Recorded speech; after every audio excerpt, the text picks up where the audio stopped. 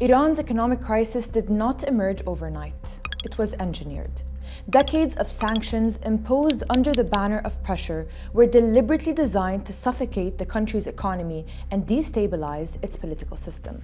For years, sanctions imposed by the United States and its allies have targeted the core arteries of Iran's economy, chief among them banking, trade, and energy exports. Together, these measures have reshaped Iran's financial landscape and have pushed its national currency into a prolonged collapse. One of the most damaging effects has been Iran's isolation from the global financial system. Sanctions on Iranian banks cut them off from international payment networks, making even basic cross-border transactions slow, risky, or entirely impossible. This financial isolation discouraged foreign investment and restricted access to foreign currency, creating constant pressure on the Iranian rial. At the same time, energy sanctions struck at Iran's main source of revenue, as oil exports were heavily restricted.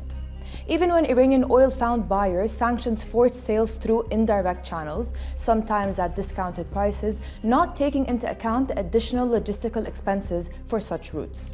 Payments were delayed, frozen, or routed through complex arrangements. The result was a chronic shortage of foreign currency inside the country. As foreign currency became scarce, the rial began to slide. Markets reacted not only to reduced supply, but to deliberately manufactured uncertainty.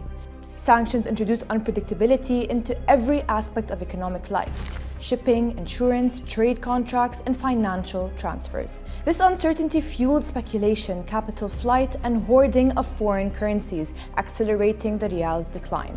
Sanctions also produced what economics call over-compliance. Many international companies and banks, fearing legal consequences, avoided Iran entirely, even when trade was technically allowed, preferring to withdraw altogether rather than risk punishment. The weakening rial had immediate consequences for everyday life. As the currency lost value, the cost of imports surged.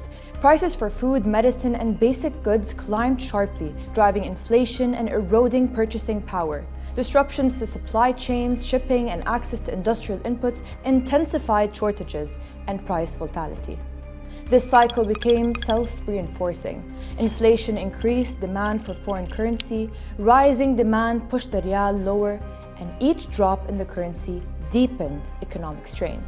These outcomes were not a coincidence. The imposed sanctions were designed to apply maximum pressure across multiple sectors simultaneously.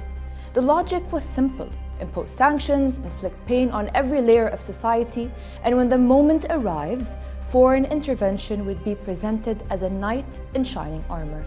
Except Iranians are not that gullible, and they have repeatedly seen through the web of Western lies.